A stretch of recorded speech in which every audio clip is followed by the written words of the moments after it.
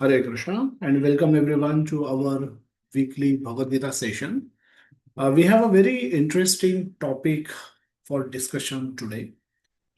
We will begin with the third chapter of Bhagavad Gita. Last Sunday, we concluded the entire chapter 2 of Bhagavad Gita in a summarized way. And now we are progressing, we are proceeding to discuss some of the verses from the third chapter of Bhagavad Gita. So let's jump right into the topic for today.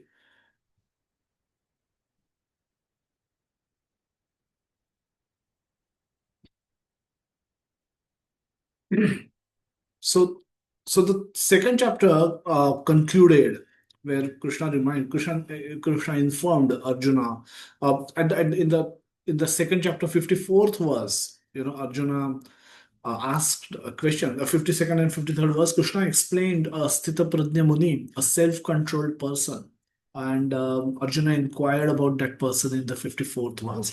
And then the rest of the chapter actually goes in the answering those four questions that Arjuna asked. What are the symptoms of such a person? Arjuna understood that Krishna want him to become like that person, and he's not at that level. So this level is here. Arjuna could be here.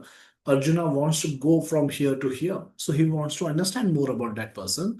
And hence he inquires, Sthita Prajnasya ka bhasha samadhistasya keshava. So, what are the general symptoms of such a person who is self-controlled, who is transcendentally situated? So that I can understand who that person is amongst the crowd, and then what is the language that he speaks? What are the how he control his senses in the world which is filled with temptations, and how he act in the world because it's not all about controlling senses and doing nothing. Ultimately we need to produce results. We are supposed to act in the world as well. We have duties to perform and we must act in order to perform those duties. So action is anivarya. It is unavoidable. Attachment to inaction should not be there. Krishna very clearly tells in the 2.47th verse, कर्मण्येव वाधिकारस्ते मा फलेषु कदाचन मा कर्म फल हेतुर्भुर् माते संगोस्त्व अकर्मणि अकर्मणि. That should not you should not be attached to not doing your duties, so you must do your duties. So how this person act in the world, and then Krishna says if you remain in that consciousness, in this transcendental consciousness throughout your life and also at the end of your life, then you become eligible to go enter the kingdom of God. You are eligible to go back to Krishna. uh, so this is where the second chapter concluded, the second in the 72nd verse. And Arjuna is thinking, and then he asks these two questions. So the third chapter begins by Arjuna asking these two questions about the confused state that he still continues to be in. So Krishna is trying to answer his questions and remove his confusion. But here it seems as if Arjuna's confusion has increased. So Arjuna Uvacha Jayasi Chitta Karmane Karmanste Mata Buddhir Janardana Tatkim Karmani Ghore Mam Niyojayasi Keshava व्यामिश्रेणेव वाक्येन बुद्धिं मोहय सीव मे तद एकम वद निश्चित्य येन श्रेयो हमाप्नुयाम. So Arjuna is saying two verses. In these two verses, Arjuna is asking these questions to Krishna. Arjuna is saying, "O Janardana, O Keshava, why do you want to engage me in this ghastly warfare? If you think that intelligence is better than fruitive work." Then second verse, Arjuna is asking that my intelligence is bewildered by your equivocal instructions. Equivocal means you are praising both the path which appears to be contradictory. So if you're good and if you're bad, and so what am I supposed to understand? What really is my nature? Am I good or am I bad? Or so so so Krishna has explained two paths, and he has apparently Arjuna is not able to conclude that which path is he supposed to follow. And so, therefore, Arjuna is posing this question that my intelligence is bewildered by your equivocal instructions. Therefore, please tell me decisively which will be most beneficial for me. Uh, Shreya is the word that is used once again in this particular verse. So, in this 2.7, when Arjuna was surrendering to Krishna, then also he used this same word. That कर्पण्य दोषोपहत स्वभावः पृच्छामि त्वां धर्म सम्मूढ़ चेताः यत् श्रेय स्यान्निश्चितं ब्रूहि तन्मे. What is Shreya for me? What is best for me in this given situation? That you tell me, please. And for that, I'm prepared to become your disciple. I'm accepting you as my guru. Uh, so Shreya is a similar word Krishna Arjuna is again using. That I'm not able to decide what is best for me yet, despite of you having spoken 72 verses almost in the second chapter of Bhagavad Gita, I'm still not able to decide which path you want me to follow. Prabhupada writes in the purport to 3.1 that sometimes Krishna consciousness is misunderstood to be inertia, and one with such misunderstanding often withdraw to a secluded place to become fully Krishna conscious by chanting the holy name of Lord Krishna. But without Prabhupada is warning, but without being trained in the philosophy of Krishna consciousness, it is not advisable to chant the holy name of Krishna in a secluded place where one may acquire only cheap adoration from the innocent public. But one will actually, what Prabhupada is warning is, you may not progress in Krishna consciousness really. So you may put up a show that you're advanced devotee and you're chanting alone, but Prabhupada is warning against this. Why? Because unless one is fully trained in philosophy of Krishna consciousness, one is completely become aware of the philosophy of Krishna consciousness, one should not unnecessarily risk himself to practice devotional service alone. Um, Shruti, Smriti, Puranadi, Pancharatrikim Vidhim Vina.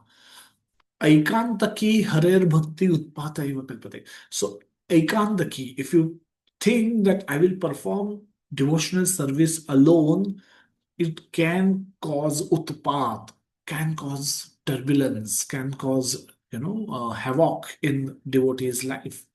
So, so Prabhupada, that's why Prabhupada established temples all over the world so that those who are devotionally minded, they can go to those temples and chant along with the devotees. Prabhupada never encouraged people to go to Himalayas, give up all your duties, go to Himalayas and do sadhana, or even go to Radha Kund, even go to Govardhan alone. Prabhupada didn't encourage anybody to do that. So he established temples where devotees, like-minded devotionally oriented people can come together and chant. And taking this step further, today we have japa sessions on Zoom. Early morning japa sessions on Zoom, where like-minded devotees can come together and chant together. And we see who's joining, we see who is not joining, and then we can follow up with those. But when you're chanting alone, everything is up to your mind. Everything is you're surrendered to your mind. You're like a play doll in the hand of your mind. Sometimes you can do japa, sometimes you may not do japa, but there is no check and control. This sadhana can just go for a toss. Your daily sadhana can go for a toss, and that will be very detrimental to your Krishna consciousness, your progress in Krishna consciousness, especially. So, Prabhupada very clearly not encouraging anybody to practice devotional service alone. Either you visit temples and chant, or you join devotees on Zoom like sessions and chant with them. So, show up, everyone, all of you, please show up to those japa sessions so that we know that you are also chanting. You're interested and you're actually chanting. So, that's what Prabhupada wanted. In the second verse, one Prabhupada makes an interesting point that the second chapter is a summary of Bhagavad Gita, where Krishna has spoken about many things, many concepts, and everything is presented in an unsystematic way. Now, with these questions coming from Arjuna, Krishna will take the opportunity to do this presentation in a more organized way so that it can be understood by the common people properly. So, Arjuna therefore wanted to clear up these apparently confusing matters so that any common man could accept them without misinterpretation. Which concepts Krishna spoke in the second chapter? Many. The different paths were explained in the second chapter, such as Sankhya Yoga, Buddhi Yoga, control of the senses by intelligence, work without creative desires, and the position of the neophyte. So, a lot of things Krishna spoke right in the throughout the second chapter, which is rightly labeled by Srila Prabhupada, titled by Srila Prabhupada as a summary, Bhagavad Gita summary, in summary. So, but that's too much for a new person to digest.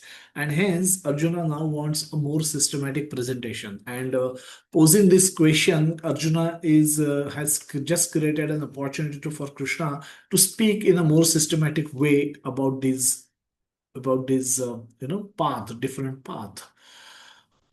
As the Bhagavad Gita is a conversation between two friends, and the one friend has now, who was actually in a superior position, has now accepted an inferior position. He said, "Shishyaste aham shadhi matvam prapannam." Please instruct me. So he's surrendering to Krishna, accepting Krishna as his teacher, philosopher, or guide, counselor, and ready to accept instructions from him. Now, this change of position, after this change, there has been conversation that will go on. Krishna will speak something, Arjuna will speak something, and as Arjuna listens to the verses spoken by Krishna, he's trying to comprehend, understand those verses. In the background, also, he's thinking. He's thinking, and our acharyas present those thoughts in a very beautiful way, that Arjuna is thinking that, as Krishna spoke, second chapter, 72nd verse, Arjuna is thinking, he's trying to summarize what Krishna has spoken in the second chapter in many different ways. And then this is how he's concluding that I've heard a lot. Krishna spoke about me being a spiritual entity, me being a spiritual spirit soul. I am spirit soul. I'm not this body. I have this body, but I'm not the body. And so is the case with all the other warriors. So all other warriors are also souls by nature. They are spiritual sparks in possession of their respective bodies, and that too for a temporary short period. And they are eternal by nature. न जायते म्रियते वा कदाचित. The soul has never taken birth, nor there is a death for the soul. And na hanyate hanyamane sharire. Even if this body is destroyed, that there, no destruction can happen to that spiritual spark. That is Atma, that is soul.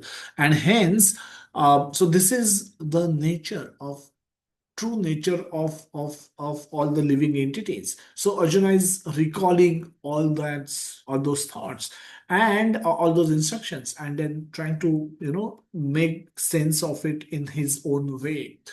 Arjuna is also remembering that Krishna has already spoken that about how karma bandha prahasyasya. Any action you perform in the world can create a fruit, कर्म फल, and माँ कर्म फल हेतुर्भुव सारे सारे actions तो कर्म फल हेतु से ही होती है.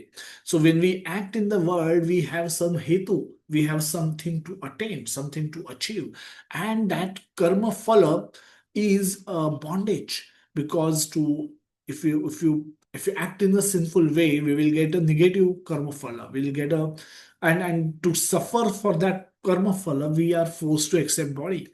And if we do in a sattvic way or in a better way, we may get a positive karma phala. And in order to enjoy that karma phala, also I'm forced to accept another body. So no matter what I do, it seems my all my actions will produce a fruit. And in order to enjoy and suffer that fruit, I am forced to take body again. So I'm this bondage is problematic because then I'll remain perpetually bound in the cycle of repeated birth and repeated death. And I don't want to do that. If that is the aim of life, then Arjuna is concluding in this way that for not getting bound in the world, I should not fight, because fighting will definitely give me it will there will be sinful action on my part, and that will bound me. Instead of fighting, I should be purifying my mind and control my senses. There were many instructions given by Krishna in this regard. So Arjuna is trying to recall all of that. Engage senses in devotional service and find happiness within myself. Atmanye eva atmana tushtaha. That one who is happy within ourselves, within your own self, is and not chasing the to fulfill, not trying to fulfill the desires which are produced by the mental concoction. Now, such a person can remain peaceful and happy in this world. So, since engaging senses, we heard the example of Ambarish Maharaj, and who engaged service, all his senses in devotional service, and thereby remain there were thereby therefore those senses were in complete control of his, and that's how he was fully Krishna conscious, even though he was carrying out administrative duties of kingdom. He was always Krishna conscious. So by engaging senses in devotional service and finding happiness within myself is something that I should be doing. Krishna also wanted me to be steady in the happiness, distress, and have free from attachment, fear. So this is also a steady state. Can only be attained if I'm self controlled. If I have control over my mind, then I can remain steady in happiness and distress. Otherwise, it's impossible. So Arjuna is thinking this is what he will have to do, and for achieving peace, I should not fight. I should become a Muni till Antakal and remain a Muni till Antakal, till the moment of my death, until it comes. I should remain like this. Arjuna is thinking, if I'm attached to the sense enjoyment, if I'm attached to the sense enjoyment, I will fight so that I will win, I can win the kingdom and I can enjoy. Even if Krishna has already spoken that in the 37th verse of second chapter, that Hatova prapsasi swargyam jitva va bhokshase mahim. That even if you lose the battle, fighting a battle, even if you get killed, you will attain swarga. And even if you win, you will enjoy the unrivaled kingdom of this planet. So Arjuna is thinking, if I'm attached to sense enjoyment, I will fight, because then I can win and enjoy the kingdom. And if I'm detached from sense enjoyment, I should not fight. I'm detached to sense enjoyment, and Krishna has clearly warned me about the senses and the engagement of senses. Hence, the ultimate message for me is to be detached. Hence, fighting is not required. This is how Arjuna concludes and asks for these two questions. That tell me, is this correct? And tell me what to do exactly. Is Arjuna's understanding and the conclusions drawn by him are correct? Are these correct? Has his understanding been correct? You can type yes and no in the chat box, and then you can raise couple of you can raise few of you can raise hands to discuss reasons, if any. So I'll open the chat box.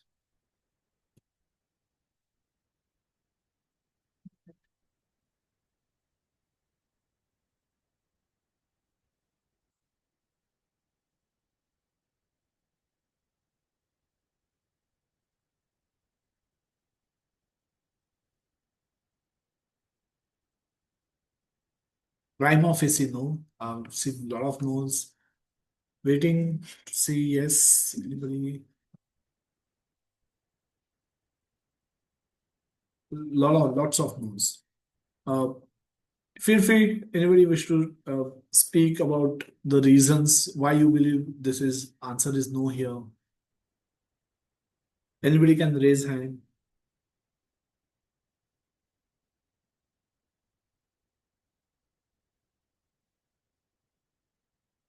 Well, somebody can raise hand. Why you believe it's no? What is problem with this understanding? A couple of answers. No, I know it's not too early. Sanjeev Prabhuji, yes, go ahead. Hare Krishna Prabhuji, it's no because Krishna consciousness is really about following the path advised by the Lord, and he's misinterpreting what the Lord is trying to tell him, and and before perhaps also because lack of information that will be clarified further by the Lord. What is your dharma? He's really not interpreting that in the correct fashion. Thank you, Prabhuji. Hare Krishna, thank you so much. Uh, yes, Vasavi Soma. Hare Krishna Prabhuji. Yes, ma'am. So actually, Lord Krishna, not said to didn't say anything like not to do anything. He instructed us to do your duties and not rely on the results. That kind of information he has provided to us. And most probably, another important thing is he instructed us like we are atmas and we are not the bodies. So soul is if you do. He instructed Arjuna to do his duty because even he kill enemies also, he's not going to kill our souls because soul don't have death. So this kind of information Lord Krishna provided. So I feel like whatever Arjuna understanding is not is correct. It's incorrect. Hare Yeah, Krishna. or correct. Thank What you. you're saying? It is whatever the I think Arjuna is saying is not correct, Prabhuji, Correct. because Okay. Lord Krishna instructed us to do our duties and not rely on the result. Okay. Okay. Thank Thank you you, so much. Guruji. The Swapnil Roji, last comment. We'll move forward. Hare Krishna Prabhuji, Dandavat Pranam. Prabhuji, looking at our position, it is clear no. But looking at Arjuna's position at that time where he was perplexed and he was not able to understand, he had the teachings of Sri Krishna, and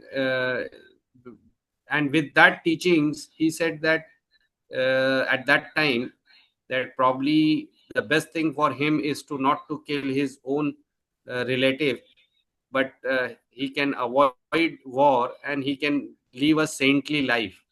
So with that understanding, I think it is from his perspective it is yes, but as a devotee from our perspective it is clear no. Prabhuji. Hare Krishna Prabhuji. Dandavat Pranam.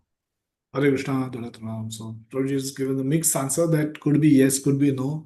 Last comment, Maheshwar Roji. Maheshwar Tripathi Roji. Hare Krishna Prabhuji. Hare Krishna. Huh. Arjuna should surrender completely because we believe whatever Krishna says is correct. That is our complete surrendering. So blindly also he has to follow what Lord Krishna says. That is my feeling.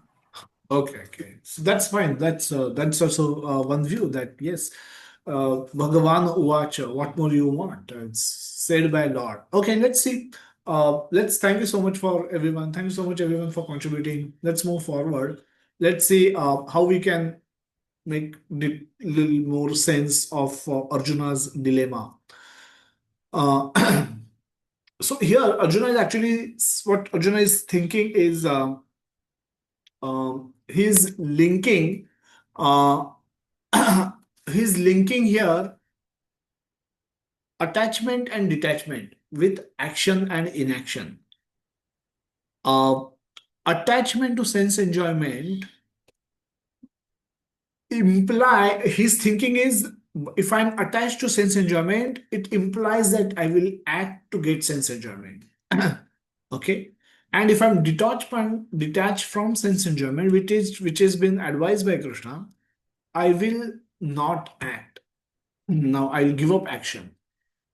Now Krishna is going to say that this is oversimplification of all my instructions.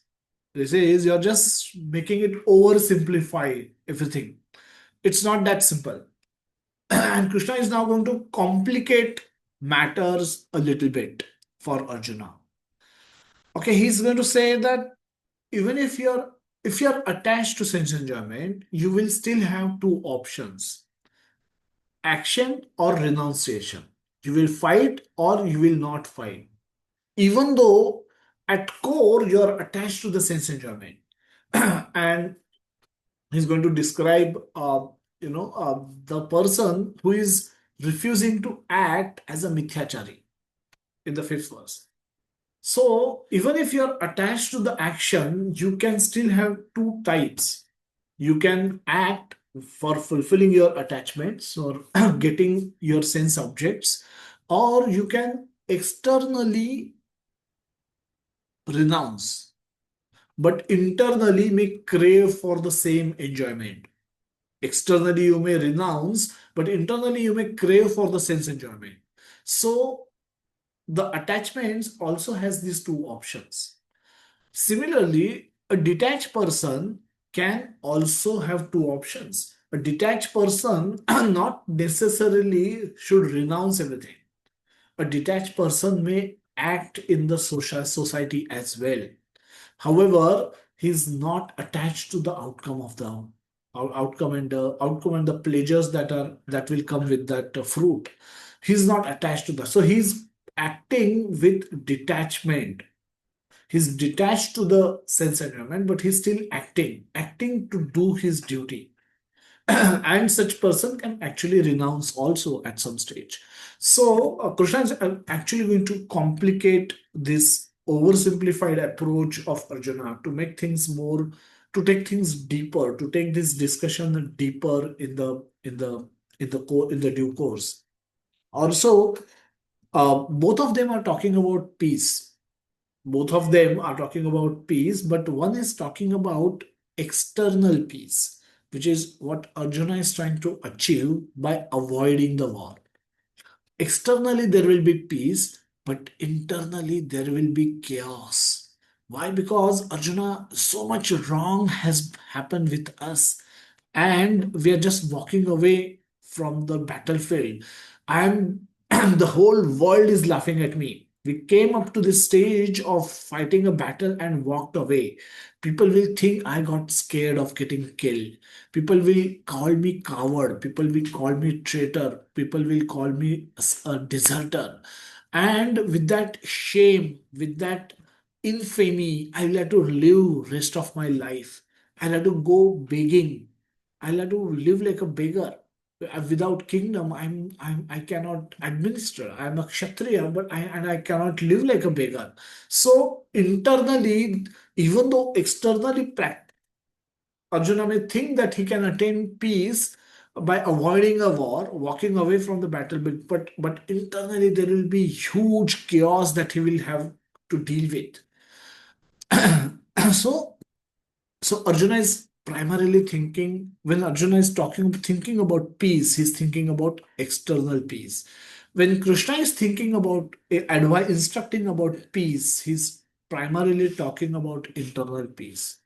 And if you have clarity, you will remain peaceful.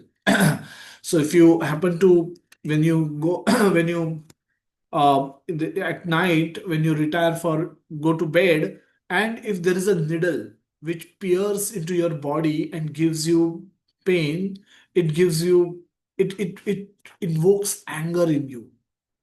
When you get that kind of an experience, and then it invokes anger. Why? Because you don't expect pain. There is no explanation for that pain. But the similar pain you experience, we all experience when we go to doctor and take an injection. We get a similar pain of a needle piercing into our body, but this time we not only tolerate the pain, we pay to that doctor for giving us that pain. Why? Because there is internal knowledge. There is internally we know what what is happening and why it is happening. And when we know, we are peacefully, we are able to deal with that pain in a peaceful way, in a proper way. So Krishna is talking about peace. He's talking about internal peace. Externally, there could be chaos. There will be chaos. But if you have attained internal peace, then you will not get disturbed by the what's happening on the outside. So both of them are talking about peace, but one is talking about external peace, and Krishna is referring to the internal peace. So Krishna is going to respond to these two questions that are asked by Arjuna. Sri Bhagwan Uvacha लोकेस्मिन् द्विविधा निष्ठा पुरा प्रोक्ता भयानः ज्ञान योगेन सांख्यानाम कर्म योगेन योगिनाम. The Supreme Personality of Godhead said, O sinless Arjuna, I have already explained that there are two classes of men who try to realize the self. Some are inclined to understand it by empirical philosophical speculation, and others by devotional service. Jnana yogena sankhyana, karma yogena yoginam. So sankhya and karma, these are the two paths that Krishna is dividing. The people who are trying to realize the self are divided into these two paths. We'll talk about this. Rest of the session will focus on this aspect only. Empirical, empirical means what can be experienced by our senses. Empirical evidence of soul, which means evidence that I can verify using my current present senses. So this is what empirical philosophical speculation. Empirical means, the word empirical means. Okay, let's go to the purport by Srila Prabhupada.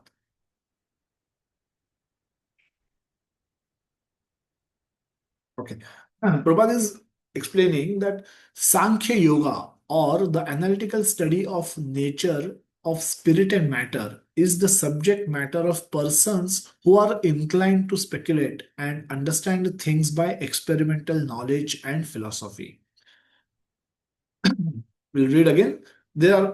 Some of the terms can be little confusing, but we'll try to make sense of all of this in a simplified way. So please bear with me, please stay with me. Sankhya Yoga, or the analytical study of the nature of spirit and matter. Sankhya means analysis. Sankhya means number. All the finance professional, they analyze numbers. They see trend, they find percentages. So they play with numbers, they develop scenarios. If you do this, this will happen, do this, that will happen.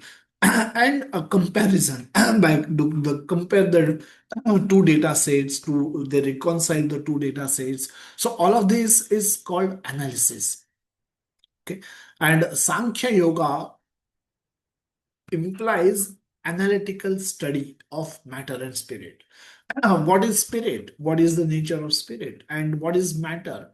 What is the nature of matter? How our body is made up of 24 elements of nature, and how spirit is part and parcel of God, is able to drive this matter throughout the lifespan. So all that analysis is called analytical study, is called Sankhya Yoga. And this is like by those people who are inclined to speculate. This is like by the intellectual class of people who like things presented in a bit complex way. They are okay. They like it that way. They like brain teasers. They like to debate. They like to analyze further, break things further down, and that gives them sense of satisfaction. So there are those kind of people who like to speculate, who like to understand things by experimental knowledge and philosophy. Experiment is something with you have a it's we will equate this with theory and experiment that is done by science. And other class of men work in Krishna consciousness, as it is explained in the 61st verse of the second chapter. 61st verse says that we saw the example of Ambarish Maharaj, where how if senses are engaged in Krishna consciousness, how they can be controlled very easily. They can remain engaged and they can be controlled very easily if you engage them in devotional service. That is what the 61st verse said. And we saw that, understood that with an example of from Ambarish Maharaj. Prabhupada writes further that by working by the principles of Buddhi Yoga or Krishna consciousness, one can be relieved from the bonds of action, and furthermore, there is no flaw in the process. Prabhupada, right? By working by the principles of Buddhi Yoga. Now, Buddhi Yoga, there are Karma Yoga. Karma Yoga is attaining God through action, through by performing actions, attain God.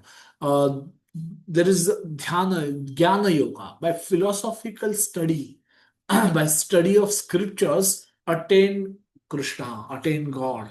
There is a Dhyana Yoga, by process of meditation, Dhyana, you attain God, attain Krishna. And Bhakti Yoga. Bhakti Yoga, by performing 9 processes of devotional service, you attain God. So these are different yogas. So Karma Yoga, Jnana Yoga, Dhyana Yoga, and Bhakti Yoga. These are the 4 principal yoga systems explained in the Bhagavad Gita. The Buddhi Yoga comes in between, and it is interchangeable. It simply means using your buddhi, using your intelligence to act while acting in the world. And it can mean karma yoga, it can mean also bhakti yoga. It can be interchangeably used as karma yoga and bhakti yoga both. So buddhi yoga simply implies that you're using your higher intelligence while acting.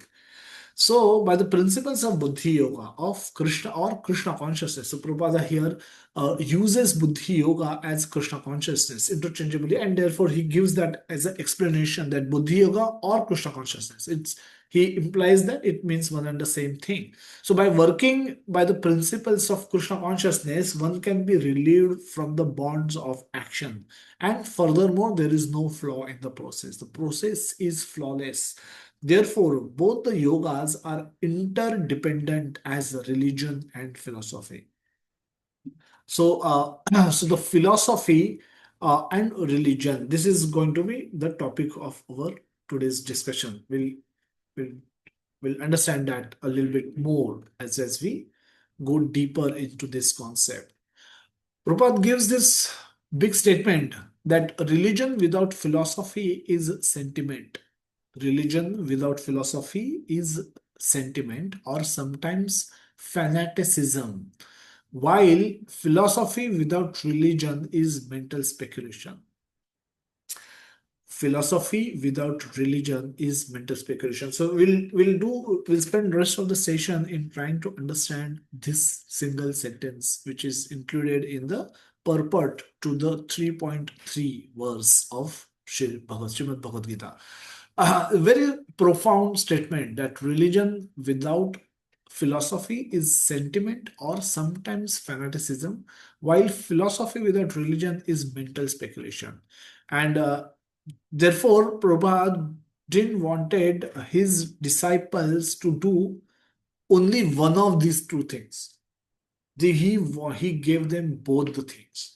He gave them philosophy through books like Bhagavad Gita and Srimad Bhagavatam, and then he gave them Krishna consciousness, Bhakti Yoga, the acting in Bhakti Yoga, those specific actions to be performed by his disciples, by devotees, so which govern the religion part of it. The ultimate goal is Krishna. The whole process is to understand the real position of the self in relation to the super self. The indirect process is philosophical speculation, by which gradually one may come to the point of Krishna consciousness. Now, this is again a significant statement that there is an indirect process and there is a direct process. Indirect process is, again, Krishna will speak about that in the 7th chapter of Bhagavad Gita, that Bahu Janmanam Jnanavan Mam Prapadyate. Why is saying Bahunam Janmanam Ante? Because it's not the goal with which Jnanis are approaching Krishna. So, Jnani may come to Krishna consciousness, may come to the conclusion that Vasudeva Sarvam Iti, भगवान कृष्ण ही सब कुछ है, मुझे सब कुछ उनके लिए करना है, भगवान कृष्ण के अलावा there is no other object of my worship. One may come to that conclusion. May implies one may not come to the conclusion. Why? Because one may just get lost in the study of scripture and philosophical speculation. So the speculation is indirect process and a dangerous process. Why? Because you may end up getting wrong conclusions. And it's like walking in the jungle. It's slight drift in the on the from the path can take you completely in the wrong direction, and you may just get lost. So philosophical speculation is like that. When they gradually come and may come, there's no guarantee that you will come. So that's the dangerous point that Prabhupada highlight in this particular path of philosophical speculation. So the what is the other process? The other process is directly connecting everything with Krishna in Krishna consciousness. Now that this is direct process. This is direct process. First one is indirect, second one is direct process. Of these two, the path of Krishna consciousness is better because it does not depend on purifying the senses by a philosophical process. Krishna consciousness is itself the purifying process, and by the direct method of devotional service, it is simultaneously easy and sublime. Prabhupada, without doubt, Prabhupada recommends the process, the path of Krishna consciousness. Why? One is not dependent on the purification of senses through a gradual process of philosophical learning. That I may learn that I'm not the soul, I'm Atma, I'm Aham Brahmasmi. And therefore I should not be attached. I should not be attached to the temporary pleasures. I am eternal, so I should look for eternal pleasures. I should uh, one may give up one's duty because they are all temporary. They are all in relation with their bodies, and that can create chaos in the world. So Krishna has not recommended all of that. So this is an indirect process of mental speculation where I can end up drawing wrong conclusions that I might become God myself one day. I am God, or I may become God, or there is no difference between me and God. And all those wrong conclusions can drift a person completely away from the path of Krishna consciousness, and their journey may become troublesome. The journey may become difficult and may take long time. So it's not a very advisable process versus that Krishna consciousness where everything we are engaging in connection with Krishna directly is a process which is purifying by itself and also guarantees result. You are never drifting away from the correct path, and therefore it is easy and sublime, simultaneously easy and sublime.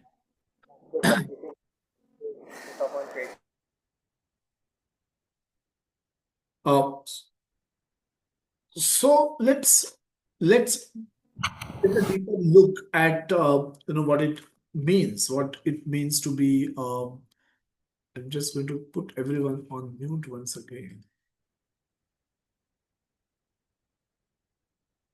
Okay, don't need any one of you to unmute for some time, so I'm going to withdraw that right for some time. Then we will allow.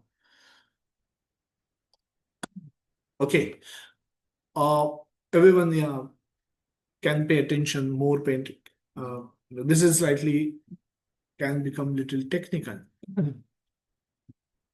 Science, so Prabhupada is equating this with science and devotional service, spirituality, or devotional service. Now, science, as we all know, we all might have learned, has theory and there is a practical. Whereas in devotional service, very similar to science, it has a philosophy and has a religion. In theory, there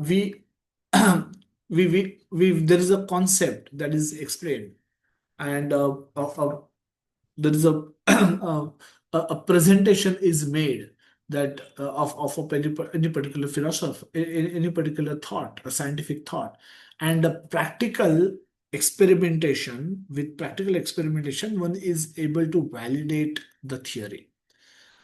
Similarly, in devotional service, we have philosophy which is presented in the Bhagavad Gita and Srimad Bhagavatam. And by studying this philosophy, we learn basic concepts about our life.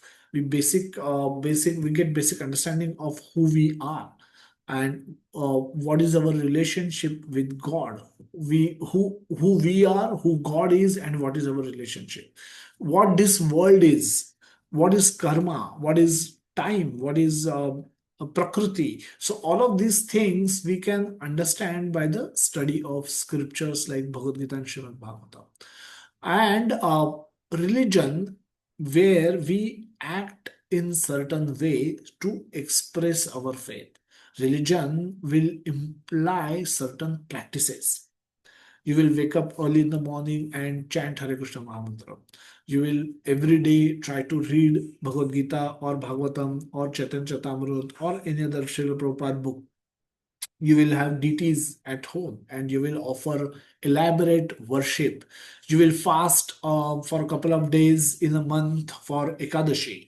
You will fast, celebrate festivals. You will host devotees. You will bow down in front of deities. You will pay obeisances to the senior devotees and Vaishnava. You will respect them. You will honor them. You will feed them prasad. You will serve them in any way possible.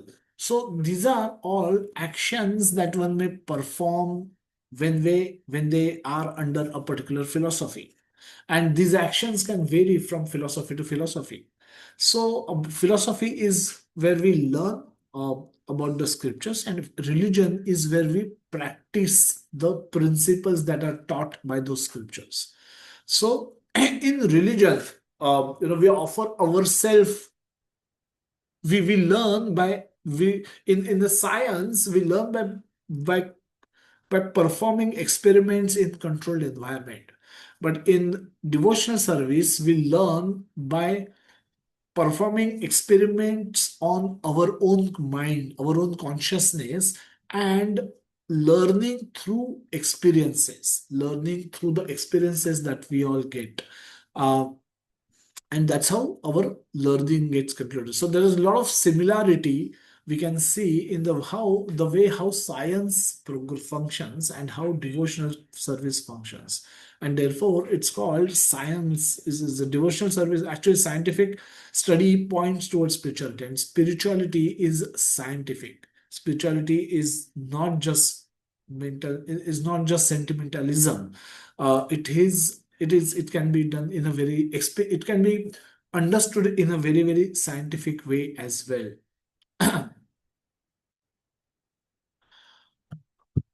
Philosophy and religion. Srila Prabhupada again, we just philosophy without religion is mental speculation. We'll go a little deeper in this topic.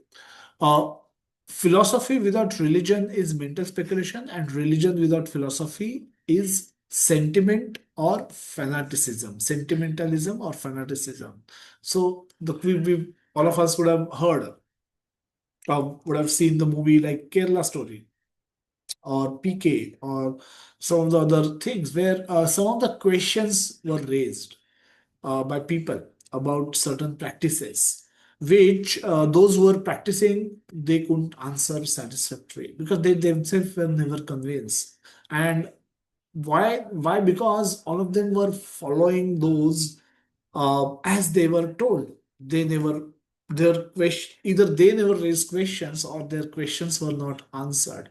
Whatever could be the reason, uh, they failed to satisfactorily answer or justify why they do what they are doing, and hence they got victimized. They become victims of abuse by the other people.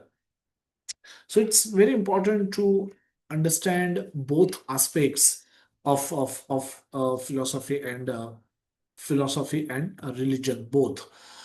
So just like in science, it's important for everyone to understand what the theory is and how the experiments went in order to draw a conclusion of any scientific truth. Similarly, in devotional service, spirituality also, both philosophy and uh, religion has equal importance, and there is an interdependency on the two. At some stage, we all would have been born in devotional families, or we would have came to devotional service, start practicing devotional service at some stage in our life, and and that and we today have developed certain practices. It could be showing a agarbatti, performing elaborate deity worship at home early in the morning, rising early in the morning, performing elaborate deity worship at home, offering bhoga, performing japa, mantra meditation, reading scriptures to polish our understanding, and so on and so forth. Now, these practices which we do, and all of us, if you look around, amongst those who are believers of God, they have developed some or the other kind of practice for themselves. Some fast on Tuesdays, some fast on Saturdays, some fast on uh, whatever Thursdays, and so on and so forth. So, and some go to this temple, some go to that temple. Everyone has their own belief. So, how do we all get how do we all start doing what we do in connection, in relation with God? So there are four ways in which we get connected. There is a cultural way. Cultural way implies or means everyone does it. Everyone, most of us probably would have gone to Prayagraj for during Kumbh. Everyone would have at some stage hopefully would have visited Ayodhya after the opening of Sri Ram temple a year ago. And so every one of us may go to temple on important days like Diwali, the Dashera, with the families, and so on and so forth. So there is a culture. There are things which happens in a cultural way, and they are done by cultured people, and those are considered to be important. In on the Janmashtami day, we suddenly see lakhs and lakhs of people visiting Krishna temple, Radha Rasbihari temple, Radha Madhav temple. So culturally, people understand that certain things are important to be done, and therefore they do it on those days especially. So, and generally everyone does it. Whoever, even if you may not be a believer of Krishna or may not be a Krishna conscious person, still everyone, whoever is living close by in a close vicinity of Krishna temple, they will come to ISKCON, they will visit temple, they will take prasad, they will dance in the kirtan. Even if they may just do it once a year, they may not come again for next until next year, because everyone does it, so they are also inclined to do it. Sometimes we do things because of tradition. Most of us in our families, they have we have ways in which things are done in our family. When especially somebody is born, somebody passes away, there are different ways in which different families either celebrate or perform rituals for the departed soul. So there are traditions, and those traditions could be ये व्रत रखना है, ये पूजा करना है, ये हवन करना है, and there could be many ways in which those traditions are passed on from by one generation to another generation, and many people we see in the society follow a lot of those traditions because they come from tradition. From my father did it, my grandfather did it, his father did it, and so on and so forth. So we all do it always in this way. We do it this way. First is culture, which means everyone does it. Second is tradition, that we do it in this way. Social, it's cool to do Holi festival. People do festive celebrate Holi. All people from all religions celebrate Holi. Diwali, people share gift, exchange gifts because it's cool to do. A lot of people do it, so it gives them social credibility. So it's cool to do, that's why people do it. So that's also social impact, which affects some of the spiritual practices. And there could be intellectual impact, which means someone has actually applied his thought and he's convinced about why they should do what they are doing. Why should they wake up early? Why should they chant Hare Krishna Mahamantra? Why should they offer bhoga before eating? What difference it makes? Now they have intellectually understood all of this, and therefore they are following. So there are four type of people amongst the believers in God, amongst the those who have faith, some level of faith in God. They can be bifurcated in these four people because they will do something or the other for God. Maybe once a year, maybe एक बार शिवरात्रि जाते हैं, एक बार जन्माष्टमी जाते हैं, may be एक बार रामनवमी जाते हैं, on those 3 days, but all rest 362 days I don't care about God. वो भी पॉसिबल है. And we will have many varieties amongst our own known circles, amongst our friends, among our relatives, and could be one of us, we were one of them, we were any one of these four categories ourselves. So that's why, so this is the example of people who follow bhakti, who perform some rituals, have some faith, have some understanding, and perform some rituals. And this is why the four reasons for which they do it. Typically, if you're born in a devotional family, which hopefully most of us are, most of you are born in a devotional, right from childhood, you get a lot of impressions.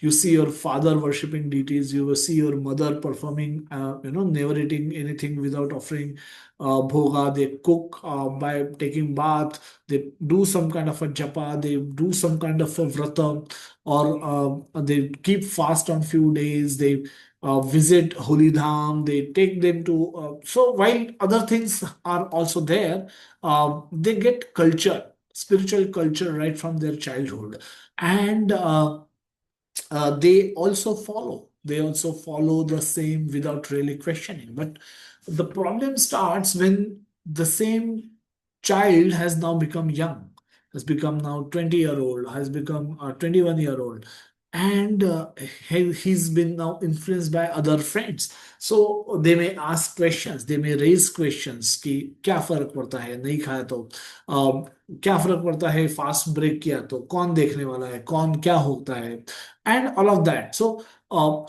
when they get into the youth, they potentially can become rebellious. They can start asking questions about why we are doing what we are doing.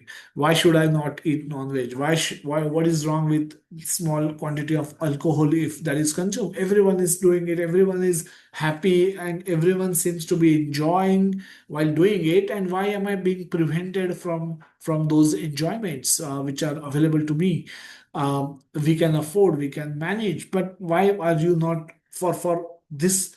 Why this higher moral position that we are taking, and even though I can do it, I'm not allowed to do it? So these kind of questions that will be raised by youth.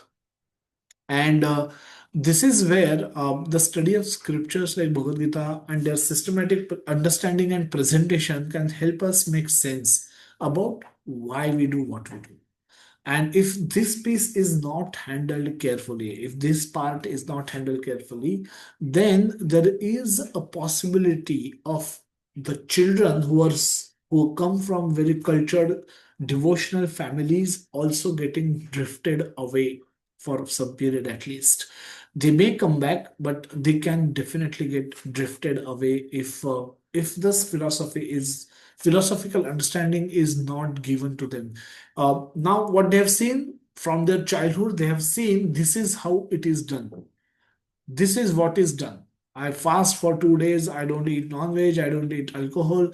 Drink alcohol. I don't.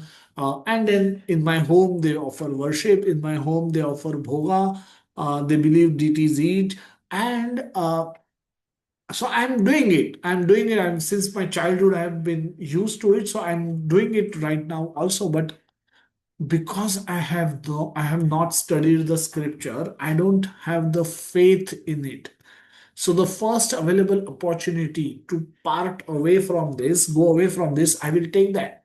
And unless I'm presented with the systematic philosophy, telling me why we should do what we should do, unlikely that I will remain lifelong committed to the practice of devotional service. Now, this is the risk of of only doing one thing. Both things are important. Understanding philosophy is important, and understanding performing devotional service practically is also important. Take one example of Newton, who discovered gravity. Newton saw a fruit falling. Okay, Newton saw a fruit falling, and he observed. He observed it. Some says it fell in front of him. Some says it fell on him. But whatever, he observed a natural phenomena. He observed, and before him, everyone, there were millions, so many people would have seen a fruit fall. It's not that it has happened for the first time. So by observing a fruit falling, most of them would have picked it up and eaten it. And if they were money minded, they would have picked it up, packed it, and sold it to someone. But Newton raised some questions about the fruit fall.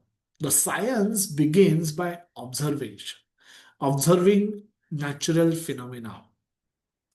Science also believes that there is a deeper meaning that is available for me. Even if I may not understand it now, nothing in the world happens without any reason. So there could be a reality that we may not be aware of right now. And with that faith, science penetrates or go deeper into that subject and come up with an explanation. So a phenomena is observed, like a fruit falling, and he postulated a theory of gravity. A fruit and its fall is visible. Fruit falling is visible. That's the effect of gravity. But the gravity per se is not visible. Gravity, if somebody would have challenged him, asking him to show me the gravity, all his scientific research would have got blocked, and all the scientific theories also would have never got developed, because seeing is believing is stupidity, because gravity cannot be seen, but the effect of gravity can be seen. When you jump from the 10th floor of a building, even if you are a non-believer of science, even if you don't care about science, even if you say you don't believe in gravity, the moment you jump from the building, 10-story building, law of gravity will act on you. So, there is a there is an explaining observable phenomena or principles which are invisible, but the principles are invisible. The phenomena is observable, principle is invisible, just like gravity. Invisible concepts, once formulated, um, can be proven if they are true by experiments. So if a fruit fall, okay, um, if I if I drop a stone, will it also fall? Okay, it falls. If I throw a stone upwards, will it come down? Yes, there is a force that's getting attract that is attracting two material objects. So that force is continuously working, and so if I throw a stone up, it comes down. If I throw a fruit up, it comes down. Will it have give the same result when you throw it? It will give. Okay, if it is happening in this area, can it happen everywhere else? Now, what is happening is there is a theory that has been postulated, and that theory is proven by experiments. experiment in a controlled environment where the theory is being experimented. The theory, what is written in the theory has been experimented. So writing theory is important, but proving it through experiment is also important. And doing some experiment without theory is useless. Similarly, writing a theory but not proving it through experiment is also useless, because that will not take you anywhere. So if anybody rejects theory without experiment, it's a non-scientific approach. It's a non-scientific behavior.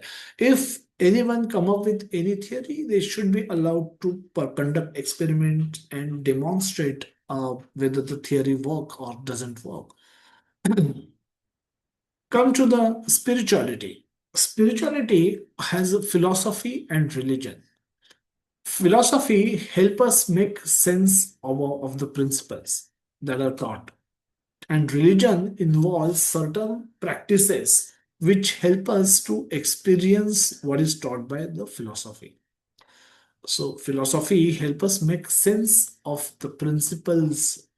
Teaches us the principles, and religion involves certain practices which help us to experience what is taught by the philosophy. For example, a philosophy may teach us that we are at our core, we are spirit soul. We are Atma, we are soul. We are not this body, we are spirit soul. Spirit soul is a source of consciousness. My body is functioning because of the presence of that spirit soul. The moment that spiritual spark leaves the body, my body will become lump of matter. It will not move.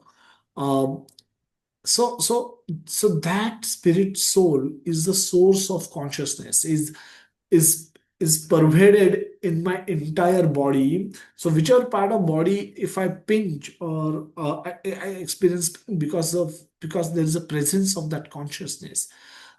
So it is the driver of my body. That is the locus of emotions. All my emotions don't come from my heart. My heart, by in itself, is not the seat of emotion, but the seat of emotion is the soul who is residing in the region of my heart. So that soul is a locus of emotions. There is an object of happiness. The happiness distress is experienced by the soul, not by the body. So my table does not feel happy when I switch on my AC, but because table is does not possess a soul, there's no soul inside this table. But my body, I become happy because I'm now experiencing cool weather, and that makes me happy. I may become happy. So the object of happiness is actually the soul. We are working to make a soul happy. With through body, body can never become happy. There is no happiness for the body. Body is just dead lump of matter, and which is but which experience the happiness and distress because of the presence of the soul. So the real experiencer of happiness and distress is the spirit soul. Atma is the experiencer. That same Atma is the experiencer. So when that same Atma is present in the body, we, for the slightest tooth surgery also, we take um, anesthesia. We are given anesthesia because the pain experiencer is present in the body. But when the same pain experiencer leaves the body, the biggest surgery that we can do on a person is a postmortem, and that is done without anesthesia. Why? Because the one who is supposed to experience the pain is no more inside the body. So the Atma or the soul is the real experiencer. Body does not experience happiness. Body neither experience pain. The experiencer is the soul. To understand Krishna, stand under Krishna. What it means? Um, we can, the matter is below us. Matter is something, there is a dead matter, there are working senses, and there's a mind, intelligence, and soul. So the soul is way above the dead matter, and hence we can reasonably control the matter, and we for use it for performing experiments. But Krishna is when in the Krishna in the devotional service, when we are accepting God, we are accepting Krishna. We want to experiment with Krishna. Now, Krishna is above us. There's a soul, and then there is a super soul, supreme soul. So we have no control over God. If we were to be able to control God, then we would become God. But we are not God, and we cannot control God, which means that I cannot perform controlled environment experiments on Krishna, because Krishna is above me. I am below him. So how do I then conclude that the teachings by the scriptures are true? Now, took example of the of soul, existence of soul. So this experiment has to be performed on me, and my consciousness, my mind, becomes the laboratory for this experiment, and we perform those experiments on us, and we learn through experiences. We don't learn, we learn through personal experiences. So for example, if we are soul, we are eternal soul, and we have longing for eternal life. Whereas dead matter has no such longing. So, where does that longing for eternal, happy, blissful life comes from? It comes from the core of our soul, who has experienced this longing while its presence in the spiritual world, when it was present in the spiritual world. So, it knows that eternity exists because soul indeed is eternal. So, that's why he wants the body also to remain eternally available, and therefore the desire for eternity comes from the core of the soul, who is in fact eternal. So like that we so we need to be engaged. Now we need to understand that if we are soul, um, the experiment, that if I am that soul, I am part and parcel of Krishna. And scripture says that this is what scripture says, that the philosophy teaches of Bhagavad Gita, that I'm spirit soul, I'm part and parcel of Krishna. And by nourishing, satisfying that soul, I can become happy. By knowledge and by performing activities that nourishes my soul, by satisfying my soul, um, I can become happy. And the scriptures give us the activities which, for the nourishment of the soul, are devotional service, are the 9 processes of devotional service. By serving, the hand becomes happy by serving the body, by putting food inside the mouth, and that going to the stomach, and my hand get nourishment. Similarly, scripture says that you as an individual soul will become happy when you will get connected with the super soul. This connection will bring you happiness. Atyantika sukham ashnute. 6.28, Krishna will say that this contact of the soul and the super soul, by that you can experience atyantika sukha. Atyantika sukha. Sukham, that which you cannot even describe. Mahaprabhu says that Anandam ambudhi vardhanam pratipadam purnamruta swadanam. Anandam ambudhi. Ambudhi means ocean. Like ocean, like bliss. Ocean, like happiness, that of the size of an ocean. And not just limited ocean, ever increasing ocean. Not just increasing once a year, increasing every step, that you by every activity that you perform in devotional service, this ocean size increases.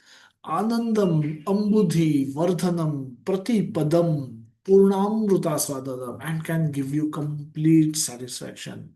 So that kind of bliss, if one can experience by performing devotional service, by connecting soul with the super soul, by keeping this soul in contact with the supreme soul, like Krishna, one can experience this. This is what scriptures tell us. And that way, if we nourish the soul in that way, we can become truly happy.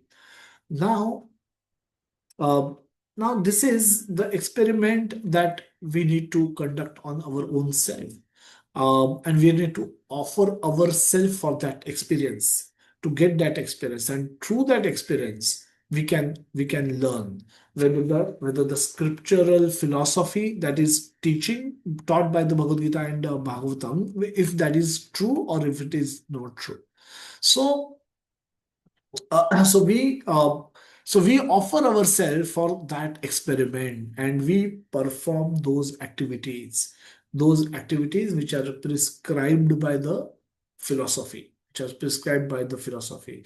And when we do those activities, when we engage in those activities prescribed by the scriptures, we if we experience greater peace of mind, if we experience happiness, if we are able to give up lower drives, anarthas, if we see going reducing, if our bad habits um, go away, and if we can experience inner positive transformation by performing these activities, the simple activities like Shravanam, Kirtanam, Vishnu Smaranam, by doing these basic activities also, if we can experience all this, then we know that what is being taught by the scripture is correct.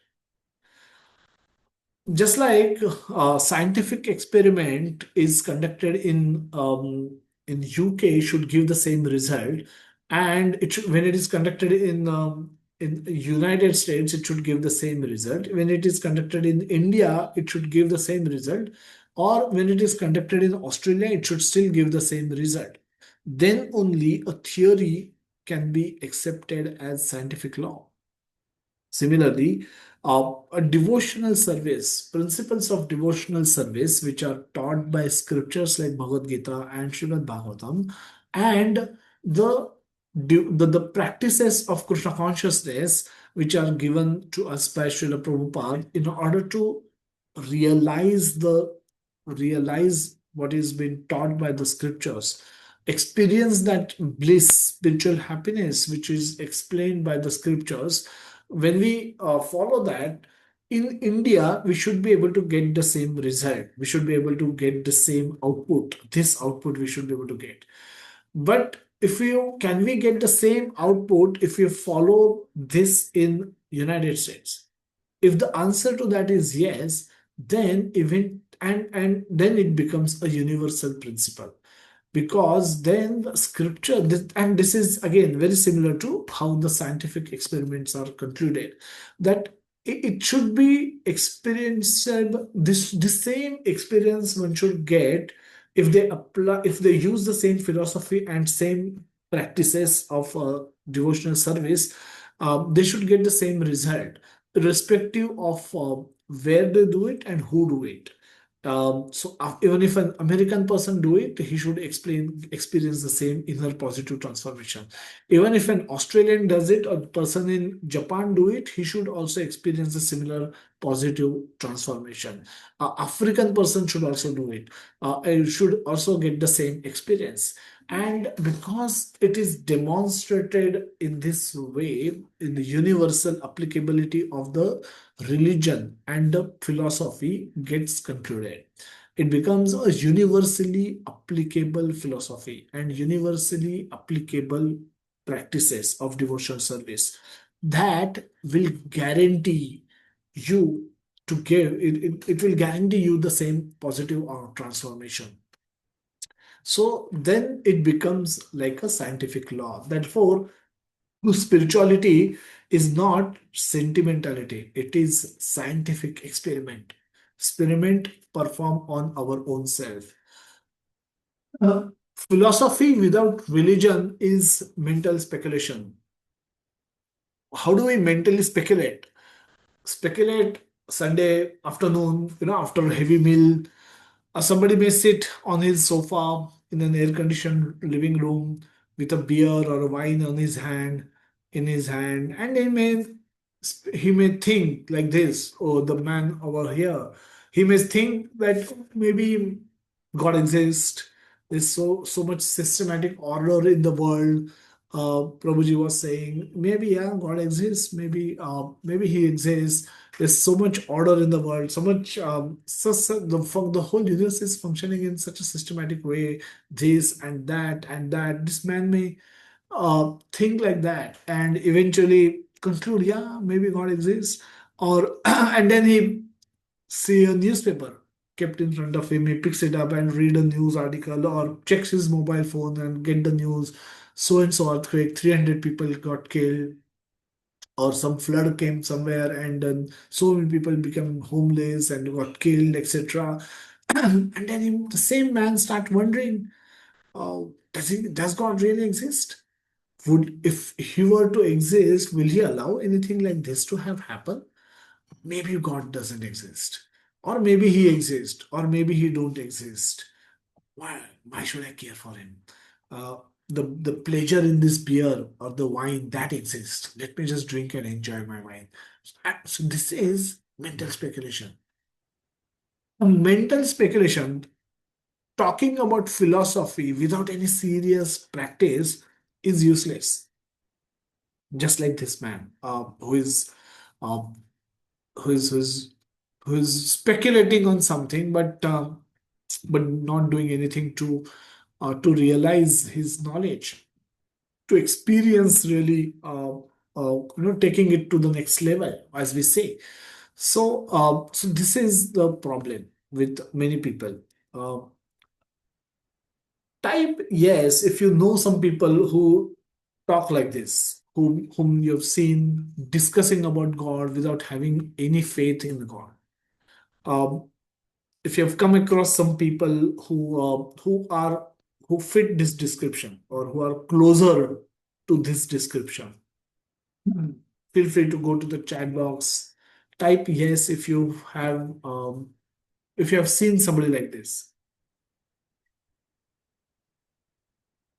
They talk anything and everything without and when we ask them, have you done any service, and they say no, no, no, who has time for all that. So they will talk on any topic. Similarly, they will talk on God, the topic of God, as if they know everything. They are realized souls. uh, yeah, unfortunately, we see many people. And these people are actually not inclined to do any practice also, because they are saying they are happy where we are. I don't care.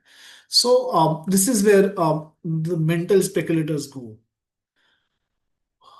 Another thing is religion without philosophy is at best sentimentality, or worst case fanaticism. Now, this is again the second picture, the second image that we see. Uh, there's a fashion nowadays saying that. So there are two end to the spectrum that we can see uh, about when there is whenever there is a discussion on the religion. We see people taking two extreme sides. One side saying, my way is the best way. Only my way is right. Everything else is wrong. There's no this is actually a philosophy presented by many people, that what I know and what I do is the best, is the only right thing. Everything else is wrong. This is exclusivism. You exclude everything, everyone and everything from your concept of philosophy or concept of religion. So it's a exclusivism. So you are saying my way is the best way. Everyone else is wrong. So Hitler was famous, and he believed that whatever Jews are anyway going to go to hell. So Hitler thought, let me help them get there faster. And then, he started killing Jews in huge numbers. And that that's so ghastly, that's so horrible. So he not only believed that his way is the only right way, but he was prepared to he called everybody wrong. Not only wrong, um, he was horrible in his actions when he killed those Jews who he thought will anyway go to hell. So let me help God by sending them to hell earlier than what they otherwise will go. So this is like one extreme. Other extreme is saying that all paths are be tolerant. All paths are good. All paths are right. Everything, whatever whoever does in the name of religion and their as per their belief, as per their individual faith, is all right. So all paths of right is saying is going from one extreme to another extreme. The correct is the correct path, or the correct position is in somewhere in between.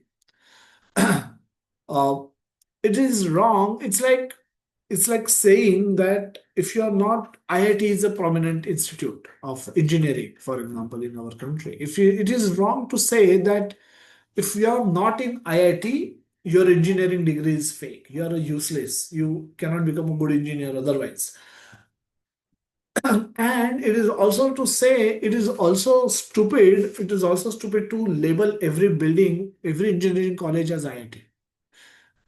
Why? Because not all buildings will become IIT just by labeling them as IIT. IIT becomes IIT because of certain standards that they follow, certain quality of education that they have, certain prospects, certain things that students only learn there, which is also available in other colleges, but not to the same degree. Also, the job prospects to a IIT candidate are different than otherwise. The effort that is put in by the people, the professors, the college, the institute, the investment that goes in, they are different. So simply labeling each engineering college building as IIT is not a solution. There is different standard with which IIT conducts engineering classes, and therefore they are special. But that doesn't mean that all other engineers are fake engineers. So both extremes are wrong. So we have to be we have to we have to be so the sentimentality. Let me just check. Yeah. So sentimentality is also wrong, and fanaticism is also wrong. Sentimentality is saying that all colleges, let us label all colleges as IIT. That is also wrong. And then saying that only IIT engineers are engineers, everybody else is fake, is also wrong. And both comes because of the lack of proper understanding, lack of philosophy. So we've seen many horrible actions that have happened, the terror attacks, everything, all of that has happened. It's because of the misuse of religion, misunderstanding of religion, not understanding philosophical truth correctly. That has led to those actions being taken by the people. But suffice it to say that neither sentimentality nor fanaticism is true representation of religion. So the reality is somewhere something else. Sentimentality. So the religion without philosophy is this is what it does. So we must have we must have both in our life. We must have good understanding of philosophy, and we must have strong sadhana to experience the benefit of that philosophy, to experience what has been to realize what has been taught in the philosophy to be true. And that is how we make steady progress on the path of devotional service. Sentimentality, we take a look at a couple of examples of a wife of Brahmana. Now Brahmana, the Krishna Balaram were hungry, and they visited they sent their friends to a nearby village where Brahmanas were performing yajna. Yajna is for the satisfaction of Krishna, and Krishna was asking for bhoga, and Brahmanas refused. Why? Because they were practicing, they were performing activities without understanding the philosophy, without understanding that who is the true enjoyer, the ultimate aham hi sarva yajnanam bhoktam cha prabhu cha. Krishna says very clearly, 9th chapter Bhagavad Gita, 5th chapter, 29th verse. Again, Krishna says that Suruda Sarva Bhutanam Gyatva Mam Shantim Rachati.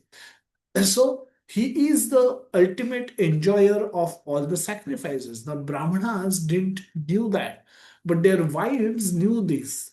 Even though they were not busy performing fire sacrifice, they knew, they had this knowledge. They had both the philosophical understanding and the practical courage to get out of their comfort zone and offer that food to Krishna. So they were, even though they were simple women, they were more learned and more realized than their husbands, who were so-called practicing, performance of yajna ceremony. So Krishna, Krishna appreciated those wives of Brahmanas more than the Brahmanas who were chanting mantras and performing fire sacrifice without understanding of the philosophy. Another beautiful example comes in the South Indian Brahmana. That Lord Chaitanya Mahaprabhu visited South India and he saw a Brahmana sitting, and an illiterate Brahmana sitting and crying. He kept a Bhagavad Gita in his hand, and he would look at the front page of Bhagavad Gita, and tears would come from his eyes. And Mahaprabhu went to him and inquired, "Why are you crying, Mr. Sir?" And he said, actually, I am not very learned. I'm not very scholarly, but my Guru Maharaj has given me this order that I should read Bhagavad Gita every day. But my problem is the moment I take this book in my hand and I look at my Lord, who is supreme personality of Godhead. He's such a wonderful personality. He's such a great personality. He is such a powerful personality, and he is acting for the pleasure of his devotee. He is acting like a chariot driver for the pleasure and the protection of his devotee. When I see this bhakta vatsal nature of my Lord, I just couldn't help. I just can't help but cry. How can my Lord be so loving? How can my Lord be so merciful? How can he be so nice? And what am I doing? How I can be such a rascal who is not understanding my Lord, who is not able to do anything for my Lord? And thinking about this, I am not able to read anything. But looking at this picture itself, I keep crying and crying, and therefore I'm not able to fulfill the order of my Guru Maharaj also. And Mahaprabhu, having heard this, um, he went ahead and embraced this Brahmana and says, "Your understanding of Srimad Bhagavad Gita is perfect. Nobody else can understand Bhagavad Gita better than you. So please accept." And then Mahaprabhu embraced him, and then he was blessed by pure devotional service. So sentimentality sentiments are required, but sentimentality is wrong. We should always be guided by the philosophy. Srila Prabhupada has given us, in the summarize, we started discussing chapter 3 of Bhagavad Gita. Without going too deep into chapter 2, we discuss at a very high level what was covered in chapter 2, and how, instead of clarifying, bringing clarity in Arjuna's mind, how it increased his confusion. And as a result of which, he asks these two questions at the beginning of chapter 3. So the chapter 3 begins by Arjuna asking questions. And and in response to that, Krishna spoke a beautiful verse, and in which the purport of that verse, Prabhupada made a very profound statement that how both philosophy and religion are important. Just like in any scientific theory, theory and experiment both are important. Practical are important, theory is also important. Similarly, philosophy is important and religious practice both are important. And Prabhupada draw that balance, and using that we discuss today how scientific experiments are conducted, how scientific theories are developed and experiments are conducted, and how we can use the similar logic to understand how philosophical discussions gets evolved, and how the religious devotional practices that we perform, that we actually act on that on those instructions, how we can realize that what has been taught in the scriptures in a very systematic way. And when we take shelter of both the philosophy as well as practice, the devotional practice in Krishna consciousness, we progress steadily on the path of devotional service. So, to summarize, Srila Prabhupada has given us both philosophical books like Bhagavad Gita, Srimad Bhagavatam, and also given us process of Hare Krishna, process of Krishna consciousness, which includes chanting of Hare Krishna Mahamantra, mantra meditation, deity worship, sankirtan, congregational chanting of Mahamantra, prasadam. He has given us temples all over the world. Whichever country you may go, whichever part of all big cities that you may visit, there could be a temple and the devotees very nearby. So all of this is given to us. Prabhupada has given us both the philosophy religion and religion of Krishna consciousness. So when we are guided by both philosophy, the reasoning, and religions, the sentiments, the emotions that we experience by practicing Krishna consciousness, we become more committed in our activities. By philosophical understanding, we are able to make sense of the sentiments or the emotions that we experience by practicing Krishna consciousness. Through sentiments, we can experience spiritual happiness, which is essential for our progress in the devotional service. When we say Anandam Ambudhi Vardhanam, we need at least few drops of that Ananda to come to us, to get first-hand experience of that spiritual bliss, spiritual happiness, in order to believe in that statement. And by offering ourselves to the process of Krishna consciousness, we give ourselves opportunities to experience that spiritual happiness, that spiritual bliss, which is talked about in the scriptures, which is explained in the scriptures.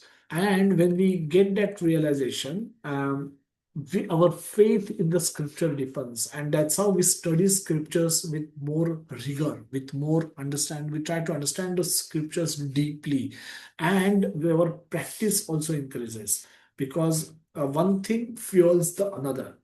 The experience that we get increase our faith in scriptures, and the knowledge we get from scriptures makes us motivate us more to practice devotional service, Krishna consciousness, with more rigor, with more commitment.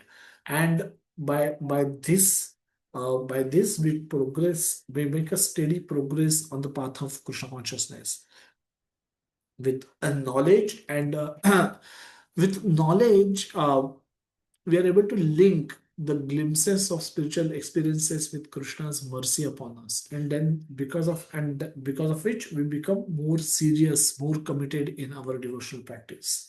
So this way we progress nicely on the platform, on the path of devotional service of Krishna consciousness.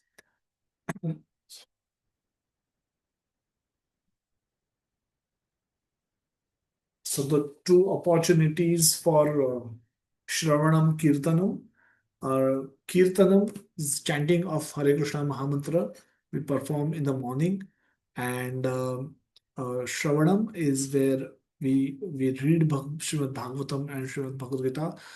So this information could be old, but I'm sure all of you are in groups where this information, Japa session information and chat information is posted every day. And we are also doing group discussion, book distribution in this particular month of Gita Jayanti. So all of you are also encouraged to participate in the book distribution wherever it's happening in nearby your home. In Mumbai, we perform book distribution at three places. Our group, one is in Juhu, Andheri area, and in on the western side, western suburbs of Mumbai. One is on the Mulund Thane area. That's the eastern suburb of Mumbai, and one in Navi Mumbai area near Nerul DMart area. So that's again on New Bombay side. So wherever you are, if you are nearby, happen to be there, or wherever, whichever city you may be in, just find devotees and try and assist them with the book distribution. Buy books for yourself. Keep some books handy for gifting throughout the year. You'll get them at a discounted rate in this month, and make best use of this opportunity. And to get books for your own self, read by yourself, and gift it to others so that others' life can also become sublime and better. We'll take a pause to see if we have any questions. Yes, Sanjay Prabhuji. Hare Krishna.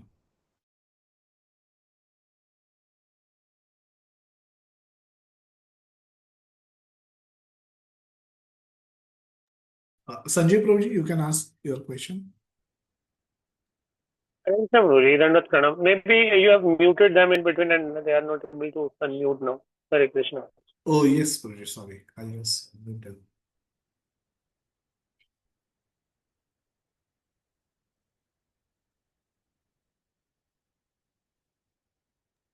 Now you should be, Sanjay Prabhuji, you should be able to unmute yourself. Yes, Hare Krishna, we just managed to unmute myself now. Thank you so much for such a beautiful session and such a practical session, Prabhuji. Prabhuji, my question was, with regard to these people, the mental speculators, those who study the scriptures and still go on speculating. How does that happen? In the sense, if one just reads just the Bhagavad Gita itself, the Lord himself is declaring that he is the supreme personality of Godhead. Somewhere as you read the Bhagavad Gita, it becomes very clear that he is the supreme personality of Godhead. And then further in the Gita, the Lord says, give up all forms of religion and simply surrender unto me. I shall deliver you from all sinful reactions. Now, just these two statements in one reads, there is no room for ambiguity to speculate. The Bhagavad Gita itself clearly points out that Lord Krishna, he is the supreme personality of Godhead. Surrendering unto him will deliver you from all sinful reactions. So these mental speculators who read the Bhagavad Gita and other scriptures, they just keep on speculating. If you could throw some light on this, why does that happen? Why can't they just conclude? So, yes, you're Thank right, Prabhuji, that Krishna has, Bhagavad Gita in Krishna actually establishes himself to be that supreme person of Godhead. So he speaks with indirect reference, but as he progresses in the 10th chapter, 8th verse, he say that Aham sarvasya prabhavo matta sarvam pravadate iti matva bhajante mam buddha bhava samvita. That everything originates from me and iti matva bhajante mam. If you know this, buddha bhava samvita, those wise people start worshipping me. Again, in the 15th chapter, 19th verse, Krishna will repeat that Yumam evam asamudho janati purushottamam. That if you know me to be that Purusha, Uttam Purush or Purushottama, sa sarva vida bhajati mam sarva bhavena bharata. So that they will immediately start worshipping me with all their heart, all their emotions. So the instructions are very clear, but if you are not guided by anyone, or if you try and study Bhagavad Gita alone, you may not even follow these instructions correctly. And even if you follow them, you need to get out of your comfort zone to make some devotional choices. Choices in Krishna consciousness. For example, the choices that uh, we need to regulate senses. We need to start following the four regulative principles, which Prabhupada said this is not austerity. This brings you at the human platform. So there people struggle. People may struggle in taking up those steps which will fuel their which will help them come closer to Krishna. And so here the the controlling is not so much of the external object. The controlling, like in a scientific experiment, we control objects. We control environment, and then because everything is material, we can control them. But in the spirituality, the controlling has to be done over our own consciousness. Our own mind has to be controlled. Our senses has to be controlled. Because unless they are controlled, and they are controllable for a soul, they can be controlled. But unless we control them, we will not be able to engage our consciousness in uh, in the experiencing spiritual bliss, which is what is the fueling factor for us to progress on the path of devotion service. And this may happen due to um, various other reasons, but prominent of those two will be doubts and desires. The doubts, one may continue to cultivate doubts in one's mind. Maybe this is there, maybe this is not there, and because of which they may not be able to take up the practice in a wholehearted way.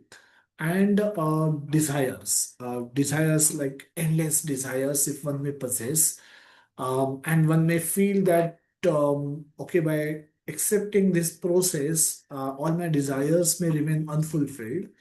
Desires for meat eating, for alcohol drinking, for cigarette smoking, for illicit activities, all those desires, we may have hundreds and thousands of lakhs of desires, and I may have to give up those desires, or may not be able to act on those desires if I come here.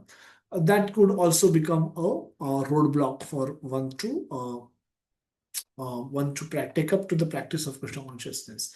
Amongst various reasons, this could also be prominent reasons, but one is, another factor is devotee mercy. One should be receiving that mercy in order to progress.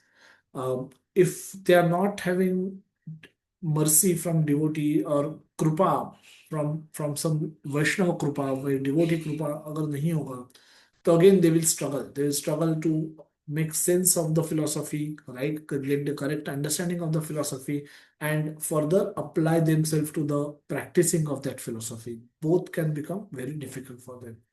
So these are some of my thoughts whereby why so the book distribution is that Vaishnava Krupa, where devotees go out on the street and distribute book.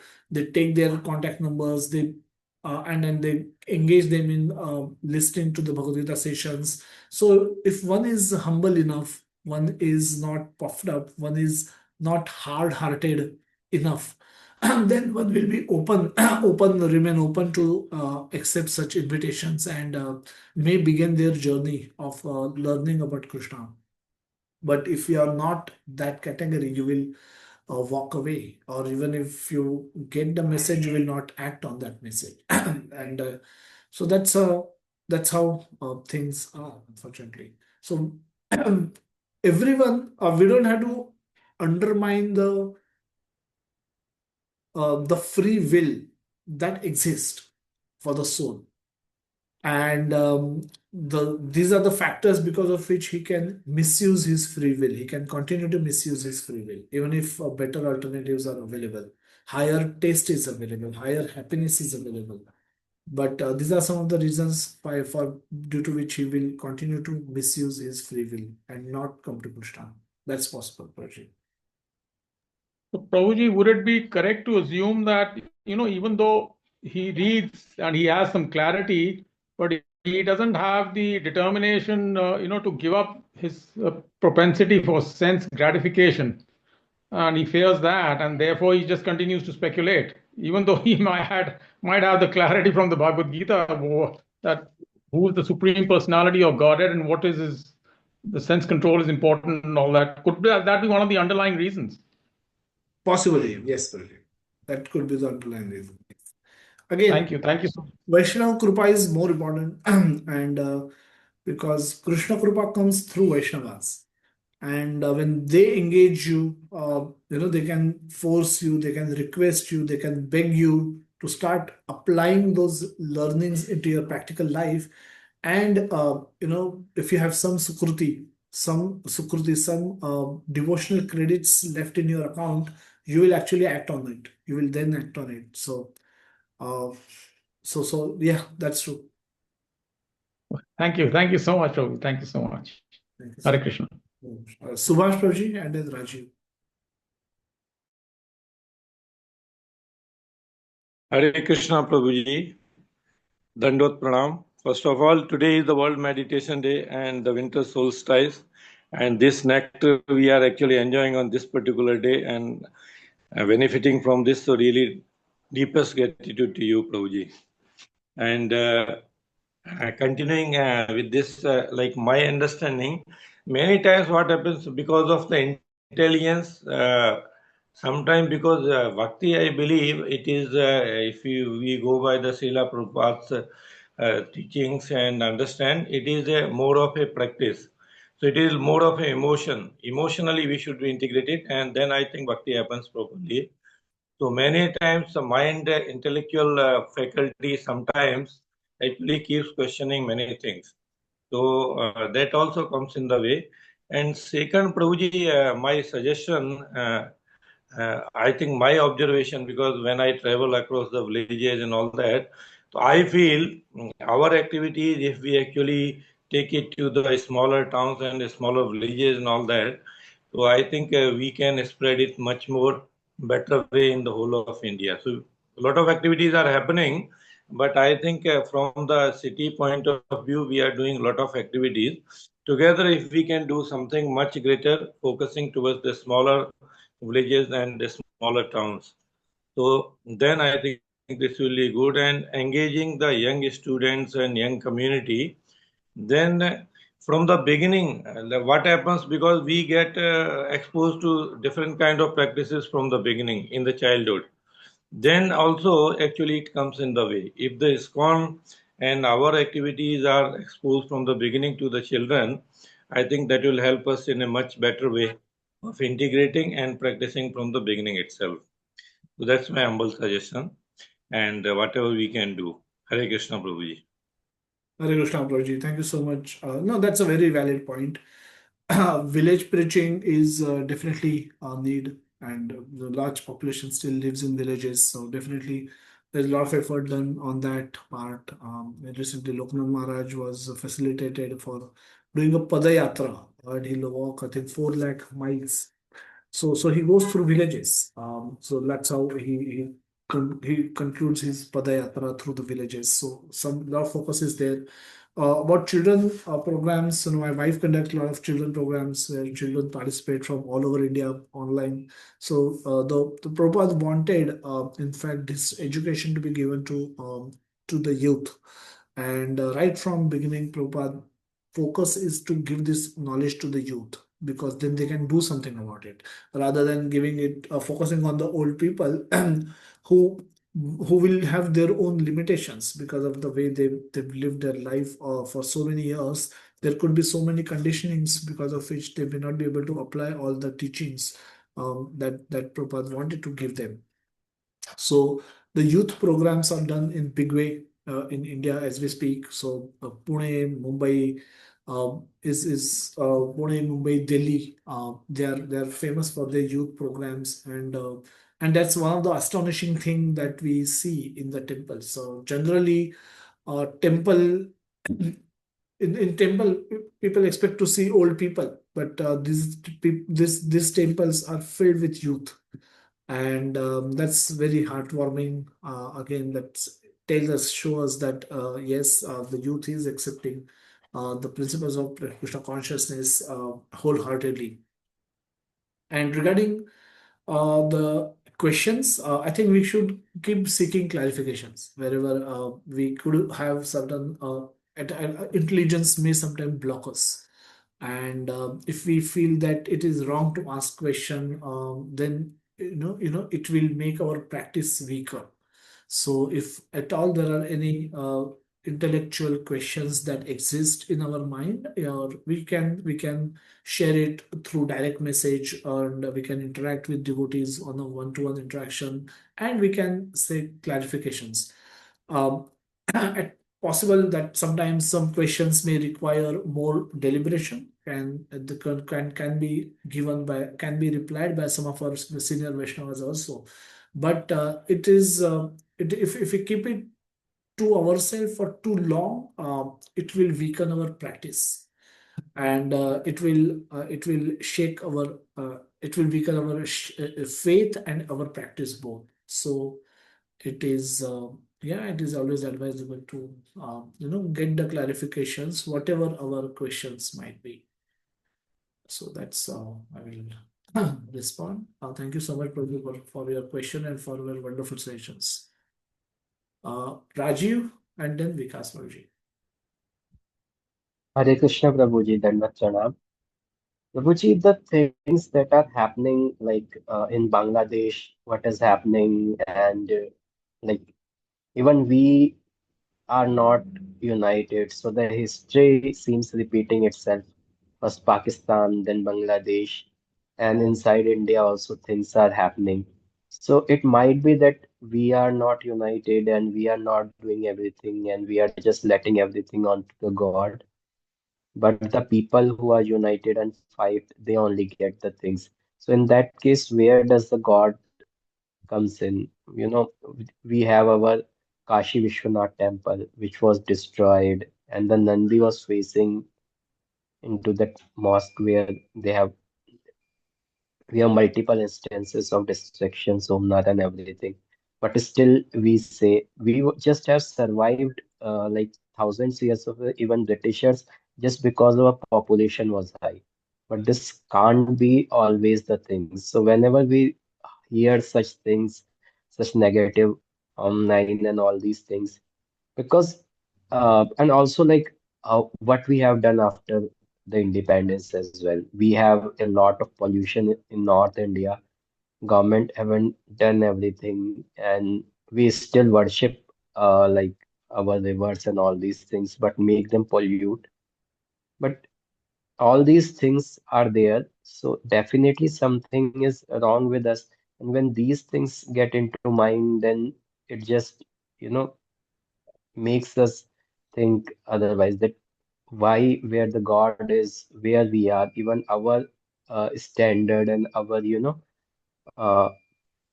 establishment and our whole system is not so much good, then how can it be? And also like these distressing news whenever we hear, they somehow affect us, but ultimately it is something that we cannot do anything. But we haven't done anything. Even Britishers have done so much destruction. So many of us were killed. They divided us, and still we are fighting onto those divisions. So everything is like, can we survive in future? And even if we survive, there must be something that we all are doing wrong for surety. Hare Krishna. Thank you so much for your thought, Prabhuji. Can we survive? We've survived through all these years. We will definitely survive. Also, this is a golden period, and Krishna has done his part. He has done his part, and now it's up to us. And this will continue to remain. You know, so in the if you read throughout the Bhagavatam, there was always a Dev Asura Sangha. So Asuras were always existed. Those who want to those who don't want to accept the order of God, those people always exist because Krishna has given. We don't have to underestimate the power of free will that Krishna has given us. Even though it is minute, it does not force people to act in a particular way. It gives them choices. It gives them choices, and we believe that you will perform your choice in a right way. You will seek knowledge and act in a right way. But everyone has has a right to act in the way that they like. They will think that is correct. So to that extent, the free will exists. The existence of free will is not taken away by Lord, so neither can we take that away. And hence, uh, there will be devotees and there will be non-devotees. They will all continue to coexist in parallel. Unless we preach very nicely to everyone and everybody agrees to become devotee, but it has to be done in a voluntary way. It has to be a voluntary acceptance of philosophy and religion and the practice basically of Krishna consciousness. So it can't be forced. It cannot be forced, and hence it will continue to be to remain like this. But what can we do?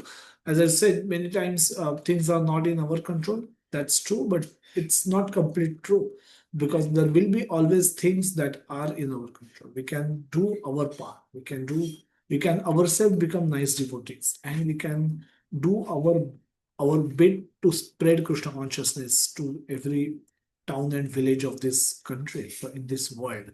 And that way, simply by increasing the devotee population, you're able to minimize the non-devotee population or the adharmic population. So that way also we can look at things. And by simply assisting devotees in growing the movement, um, every leaps and bounds across the region, across geographies. If imagine if Prabhupada alone could do so much, and there are so many devotees now we have in India. So how much more we can achieve together? So there is always opportunity to do more, and we can do our part now. It's up to us how we respond to the facilities. Everything is available. The books are available, facilities are available, um, Vaishnavas are available, and opportunities are available to spread Krishna consciousness more across the globe. So it's up to us. I think we should do our bit, starting from today evening, starting from starting from book distribution, starting from sharing Krishna consciousness with those who want to hear, and that way we do our part and take this movement forward. We don't have to worry about things which are anyway not in our control, but we should do our part. We should do our sadhana very nicely. We should learn Bhagavad Gita nicely and practice Krishna consciousness nicely, and we should do our bit, our best to spread it, to the extent we can. So that way we do our bit, our part. Okay. Yeah. But without power, I think it will all be fail. All empowered. You can make 10 people, you can, go and talk about Krishna consciousness with 10 people, so we are all empowered. We just have to take that next step and step out of our comfort zone and start sharing it with everyone.